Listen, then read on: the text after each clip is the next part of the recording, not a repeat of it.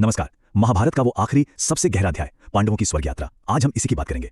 ये सिर्फ एक कहानी नहीं है, यकीन मानिए, ये धर्म, अहंकार और करुणा पर एक बहुत ही पावरफुल सबक है। और ये थे युधिष्ठिर के शब्द। सोचिए, बस इन कुछ लफ्जों से कहानी का पूरा मूड सेट हो जाता है। एकदम गंभीर, एकदम पक्का इरादा। ये किसी चीज का अंत नहीं था, बल्कि एक बिल्कुल नई, एक बहुत बड़ी यात्रा की शुरुआत थी। तो चलिए सबसे पहले ये समझते हैं कि ये इतना बड़ा फैसला लिया ही क्यों गया। आखिर उस महान युद्ध के 36 साल बाद ऐसा क्या हुआ कि पांडवों को राजपाट सब कुछ छोड़ना पड़ा? क्या था वो टर्निंग पॉइंट? तो देखिए, 36 साल बीत चुके थे और इन 36 सालों में दुनिया पूरी तरह बदल गई थी। कृष्ण का पूरा यदुवंश खत्म हो चुका था। स्वयं कृष्ण भी अपना शरीर त्याग चुके थे और इस सब के बाद युधिष्ठिर ने भी सिंहासन अपने पोते परीक्षित को सौंप दिया। मतलब साफ है, ये यात्रा सत्ता पाने के लिए बिल्कुल नहीं थी। ये तो सब कुछ त्याग देने की कहानी थी। एक युग का अंत हो चुका था और उसी गहरे दुख से यह फैसला निकला था। तो अब चलते हैं सीधा उस यात्रा पर। देखते हैं कि हिमालय की ओर इस नामुमकिन सी लगने वाली चढ़ाई पर कौन कौन निकला था। तो इस यात्रा पर थे पांचों पांडव भाई, उनकी पत्नी द्रौपदी और उनके साथ था एक अकेला कुत्ता जो बस उनके पीछे पीछे चलने लगा। अब ये कुत्ता कौन था, कहां से आया, किसी को नहीं पता। और यही कुत्ता इस कहानी का एक बहुत ही अहम हिस्सा बनने वाला था। और ये कोई आम यात्रा नहीं थी। सोचकर देखिए, बर्फीले हिमालय में सैकड़ों किलोमीटर का सफर, वो भी पैदल। कोई भी इंसान इसे पूरा नहीं कर सकता। ये सिर्फ एक फिजिकल जर्नी नहीं थी, ये एक स्पिरिचुअल टेस्ट था। यहां उनके हथियार, उनकी शक्ति कुछ काम नहीं आने वाला था। अगर कुछ था तो बस उनकी तपस्या और उनका इरादा। और अब हम कहानी के उस हिस्से में आते हैं जहां से चीजें बदलनी शुरू होती हैं, जहां ये छोटा सा समूह भी टूटने लगता है। और यहीं से इस पूरी यात्रा का असली मकसद, इसका असली थीम सामने आता है।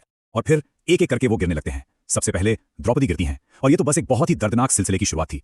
ये देखकर भीम से रहा नहीं गया। उन्होंने युधिष्ठिर से पूछा, धर्मराज ये क्यों गिरी? यही सवाल इस कहानी को आगे बढ़ाता है। आखिर उनमें ऐसी क्या कमी रह गई थी? युधिष्ठिर का जवाब सुनिए। उन्होंने कहा, अर्जुन के प्रति उनका पक्षपात, बस यही उनका एकमात्र दोष था।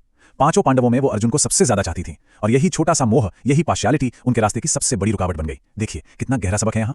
और ये सिलसिला रुका नहीं। द्रौपदी के बाद एक एक करके भाई भी गिरने लगे। सहदेव गिरे। क्यों? क्योंकि उन्हें अपनी बुद्धि, अपने ज्ञान पर बहुत घमंड था। फिर नकुल गिरे, जिन्हें अपनी सुंदरता पर बहुत अहंकार था।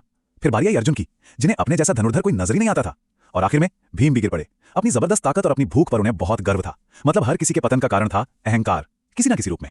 अब सोचिए जरा, उस बर्फीले रास्ते पर कौन बचा? सिर्फ युधिष्ठिर और वो कुत्ता। सब पीछे छूट गए। उस अकेलेपन की गहराई को महसूस कीजिए, एक इंसान और एक वफादार जानवर। तो चलिए अब कहानी के क्लाइमैक्स पर चलते हैं। देखते हैं कि स्वर्ग के दरवाजे पर क्या हुआ, क्योंकि असली परीक्षा तो अब होनी थी। जैसे ही युधिष्ठिर स्वर्ग के द्वार पर पहुंचे, देवराज इंद्र खुद प्रकट हुए। उन्होंने कहा, युधिष्ठिर तुम्हारा स्वागत है, तुम अपने इसी शरीर के साथ स्वर्ग में आ सकते हो।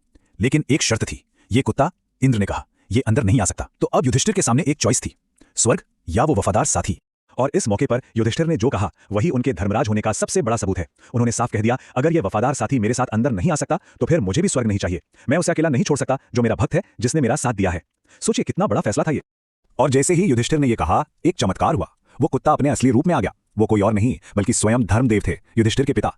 ये सब एक परीक्षा थी, उनकी आखिरी परीक्षा। धर्मदेव ये देखना चाहते थे कि उनका बेटा सिर्फ नियमों का धर्म निभाता है या धर्म के असली सार यानी करुणा को समझता है। तो युधिष्ठिर इस परीक्षा में पास हो गए। अब देखते हैं कि इस पूरी